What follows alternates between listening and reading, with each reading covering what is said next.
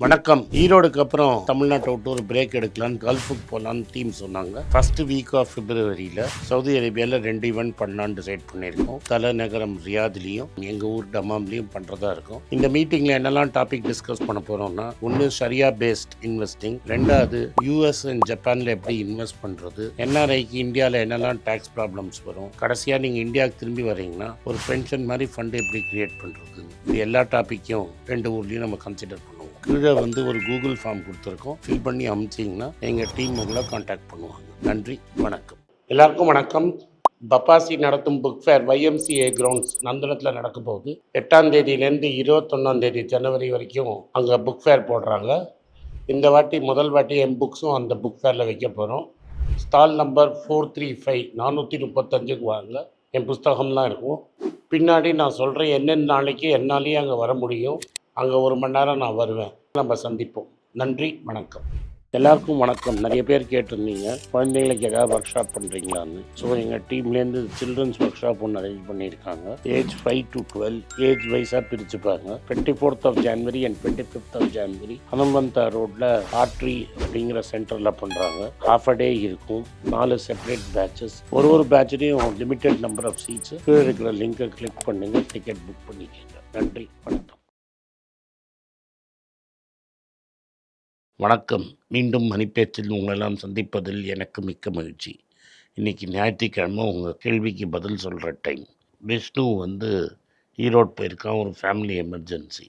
அதனால் வினோத் நம்ம 12th man மாதிரி கேமை காப்பாற்றிட்டு இருக்கார். கார்த்திக் கரூர் என்ன கேட்குறாருன்னா, அப் டு வாட் லெவல், இந்த லெவல் வரைக்கும் நம்ம சிப்லாவை இப்போ கன்சிடர் பண்ணலாம். இப்போ 4% இறங்கி இருக்குது. இதனால 20 times earnings இன்னும் இறங்கி இந்த பிஇல நீங்கள் போதும்னு சொல்லி ஃபீல் பண்ணுங்க. 23-24 சரி. ஸோ 23-24 வரைக்கும் நம்ம ரேஞ்சில் தான் இருக்குது. 22-23-24 அப் டு ஹிம். சரி. இவர் என்ன கேட்குறாருன்னா, இப்போ உலகிற்கு நீங்கள் சொன்னது மேக்ரோ எக்கனாமிக், இந்த Jio political tension, Iran, US, Canada 18 மாதம் முன்னாடி இருந்ததெல்லாம் மாறியாச்சு. ஓவர் நைட் எல்லாமே மாறிடுது. இந்தமாரி எல்லாம் குழப்பமாக இருக்கும்போது நம்ம இந்தியன் மார்க்கெட்டுக்கு என்ன நிலைமை, நல்லதா கெட்டது? இந்தியன் மார்க்கெட்டில் ஆல்ரெடி படுத்து பாதாளத்தில் இருக்குது. இந்த ப்ராப்ளம் என்னென்னா, எவ்வளோ வாட்டி சொன்னாலும் நீங்கள் வெறும் இண்டெக்ஸை பார்த்துன்னு இருக்கீங்க. இண்டெக்ஸ்லேயே டாடா மோட்டார்ஸ் 30% டவுனு, அது வெளில போயிடுச்சு. இண்டஸ்இண்ட் பேங்க்கு வெளில போயிடுச்சு, 50% down. Bajaj 30% down. Asian paints 30% down. Reliance almost 10% down. TCS 30% down. Infosys down, இப்போ நேற்று பவுன்ஸ் ஆனதுனால ஒரு 15% டவுன் இருக்கும். விப்ரோ டவுனு. எல்லாமே ஒரு 15 top company more than 25% down. Bank ஸ்டாக்ஸை ஏற்றி நேற்றே 20 point plus, 25 point plus bank நிஃப்டியை வச்சு ஏற்றிருக்காங்க. நீங்கள் என்ன பண்ணுறீங்கன்னா, உங்களோட பப்ளிக் செக்டர் பேங்க் ஸ்டாக்ஸை வச்சு இண்டெக்ஸை மேனேஜ் பண்ணின்னு இருக்கீங்க. அதை அப்படியே நார்மல் லெவலில் கொண்டு வந்தீங்கன்னா இண்டெக்ஸ் 23,000க்கு போயிடும். So you're already in deep trouble. போன வருஷம் ஃபுல்லாக 1,58,000 கோடி வெளில போயிருக்கு. ஒரு பெரிய சப்ஸ்டான்ஷியல் சம் மியூச்சுவல் ஃபண்ட் இருந்தால் தான் இந்த வலி உங்களுக்கு புரியும். Index is where it is, but all your stocks are down much more than the index. வலி பழுத்து நன்னா சூட்டாக காய்ச்சி இழுத்துட்டான். ஸோ இது எப்படின்னா, ஊமை குத்துன்னு சொல்லுவோம். போலீஸ் ஸ்டேஷனில் அடித்தா வெள்ளை தெரியாது, போட்டு அடின்னு அடிப்பான். வெள்ளை வரைச்ச நல்லா டிப்டாப்பாக ட்ரெஸ் பண்ணி அமிச்சா உனக்கு அடி வாங்கினதே தெரியாது. அதை கதி தான். சரி. சைனாவில் சர்ப்ளஸ் இஸ் 1.2 ட்ரில்லியன். இந்தியாவில் நம்ம டெஃபிசிட்டில் இருக்கோம். இது ஏன் இப்படி இருக்குது? நீ யாரை கேட்கணுமோ அவனை கேட்காம என்ன கொண்டு கேட்டோம், அப்புறம் நான் அரசியல் பேஸ்டுன்னு சொல்லுவேன். சரி. Bus your net export to China is $14 billion and your import from China is nearly $100 billion. ரைட்டா? இது நம்ம சைனாவுக்கு அகேன்ஸ்டாக டஃப் ஸ்டான்ஸ் எடுத்தப்புறம் 4 ஆப்பை பேன் பண்ணிவிட்டு ஏன் இவ்வளோ மோசமாக இருக்குதுன்னு கேட்டிங்கன்னா, you have to work towards exporting. இந்தியாவில் என்ன ப்ராப்ளம் அப்படிங்கிறது கேட்டால் 3 ப்ராப்ளம் சொல்கிறேன். எக்ஸ்போர்ட் எல்லாமே ஸ்மால் அண்ட் மீடியம் ஸ்கேல் என்டர்பிரைஸில் இருக்குது. A1 to A7 கிடையாது. So they are not bothered. ரைட்டா? ஸோ இப்போ இதில் என்னென்னா, இப்போ உன்னோட டொமஸ்டிக் பவரை சப்சிடைஸ் பண்ணுறதுக்கு கமர்ஷியல் பவரை எக்ஸ்ட்ரா சார்ஜ் பண்ணி டொமஸ்டிக் பவர் ஃப்ரீயாக கொடுக்குறீங்க. ஸோ சைனாவுக்கும் இவனுக்கும் ஒரு சாதாரண கார்மெண்ட் யூனிட்டில் நீ எவ்வளோ பவர், அவன் எவ்வளோ பவர் கட்டுறான், இவன் எவ்வளோ பவர் கட்டுறான்னு பார்த்தேன்னா ஒரு பெரிய டிஃப்ரென்ஸ். ஏர் ஃப்ரைட்டில் அமிச்சேன்னு வச்சுக்கோ 18% ஜிஎஸ்டி. நான் எக்ஸ்போர்ட்டர், எனக்கு ஜிஎஸ்டி இன்புட் கிரெடிட்டை வாங்க முடியாது.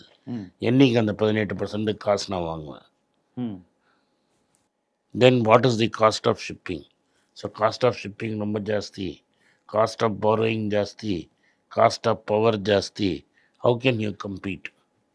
அன்னஸ் இந்த மாதிரி நீ வந்து மேடையில் ஏறி பேசி இல்லாட்டா டிவியை வந்து 10வது மாடியிலேருந்து கீழே போட்டெல்லாம் உடச்சதா யூ cannot கிரியேட்.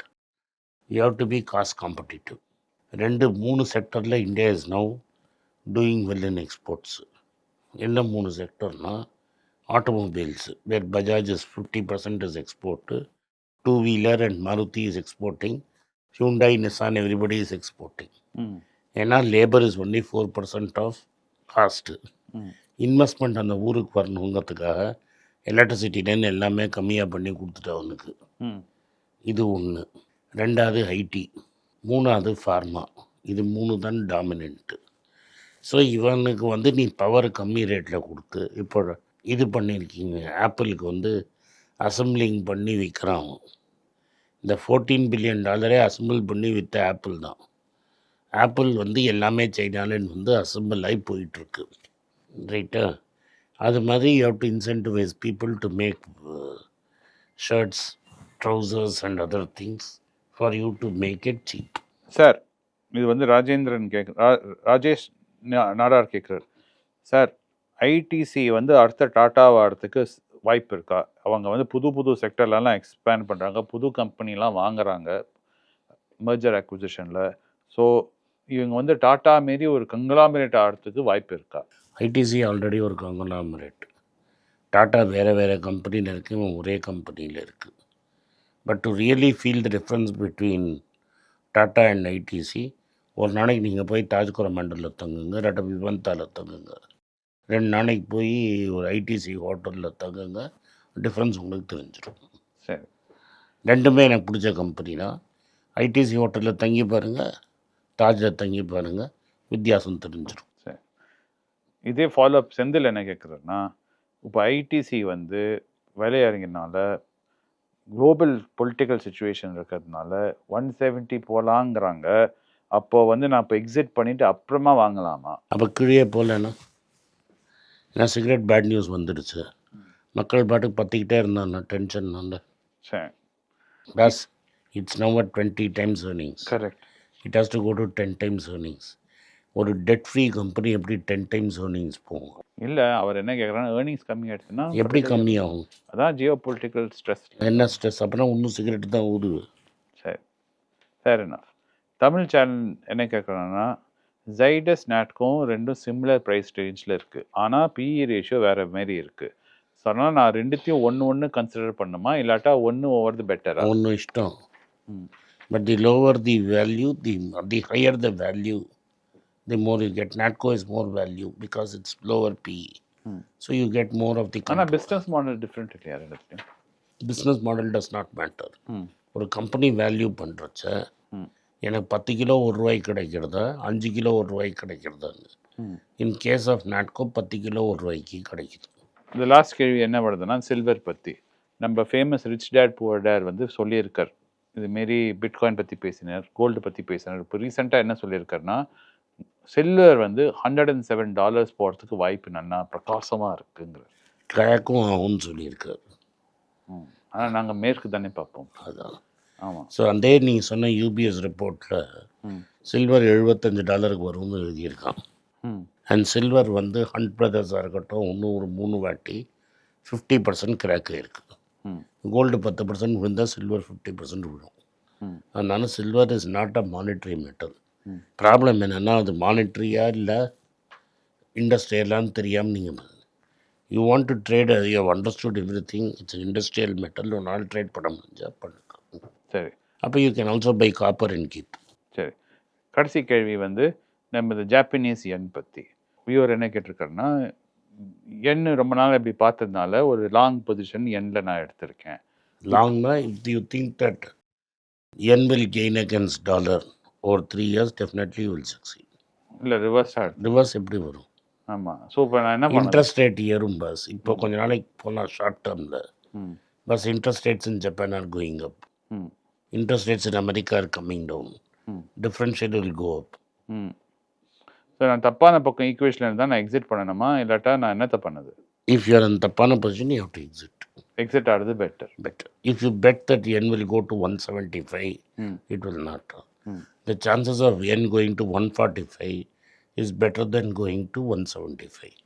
இன்னைக்கு yen 157, 158 இருக்கு. ம் 145க்கு போகுமா 175க்கு போகுமானா chances of going to 145 is better. சரி, தேங்க்யூ. நன்றி, வணக்கம். இந்த வீடியோ உங்களுக்கு பிடிச்சிருந்தா இந்த வீடியோவை லைக் பண்ணுங்கள், எங்கள் சேனலை சப்ஸ்கிரைப் பண்ணுங்கள், பெல் நோட்டிஃபிகேஷன் தட்டுங்க. இந்த வீடியோ முடிஞ்சால் உங்கள் சொந்தக்காரங்களுக்கும் ஃப்ரெண்ட்ஸுக்கும் அனுப்புங்க, அவங்கள பார்க்க சொல்லுங்கள். எல்லாருக்கும் வணக்கம். குழந்தைங்களுக்காக ஃபைனான்ஷியல் லிட்ரஸி மணி ஃபார் நத்திங்னு 2வது பார்ட்டு. அண்ட் இதில் செக் எழுதுறது எப்படி, டெபாசிட் ஸ்லிப் எழுதுறது எப்படி, பணம் எப்படி வந்தது, பார்ட்டர்லேருந்து டிமானிட்டைசேஷன் வரைக்கும் எல்லாத்தையும் கவர் பண்ணியிருக்கோம். உங்கள் குழந்தைங்க அப் டு ஏஜ் 10, 12க்கு ரொம்ப யூஸ்ஃபுல்லாக இருக்கும். இந்த புக் இப்போதைக்கு ஒரு ஸ்பெஷல் ப்ரைஸில் 450 ரூபாய்க்கு கொடுக்குறோம். இதை யூஸ் பண்ணிக்கோங்க. நன்றி, வணக்கம். moneypage.com வெப்சைட்டை சப்ஸ்கிரைப் பண்ணுங்கள். ஒரு வாரத்துக்கு 4 ப்ரீமியம் ஆர்டிக்கலும் ஃப்ரீ ஆர்டிகல்ஸ் ஒரு 10லேருந்து 15 நாங்கள் போடுறோம். இது சப்ஸ்கிரிப்ஷன் ஒரு மாதத்துக்கு 99 ரூபா தான். இங்கே சொல்கிற கான்செப்ட்ஸை கிரேட்டாக எக்ஸ்பேண்ட் பண்ணி போடுறோம். நீங்கள் படித்தீங்கன்னா உங்களுக்கு யூஸ்ஃபுல்லாக இருக்கும். நன்றி, வணக்கம். வணக்கம். குழந்தைங்களுக்காக ஒரு புஸ்தகம் லான்ச் பண்ணோம். அது ரொம்ப சக்ஸஸ்ஃபுல்லாக இருக்குது. யாருக்கெல்லாம் அந்த புஸ்தகம் போகணுமோ எங்கள் டீமுக்கு கான்டாக்ட் பண்ணுங்கள். கீழே இருக்கிற நம்பர்லேயும் வெப்சைட்லேயும் கான்டாக்ட் பண்ணிங்கன்னா உங்களுக்கு அந்த புஸ்தகத்தை நீங்கள் வாங்கிக்கலாம். மற்ற எங்கள் புஸ்தகமும் அவைலபிள். எங்கள் வெப்சைட் மூலமாகவும் வாங்கலாம். கீழே இருக்கிற வாட்ஸ்அப் நம்பர்லேயும் மெசேஜ் அனுப்பலாம். நன்றி, வணக்கம்.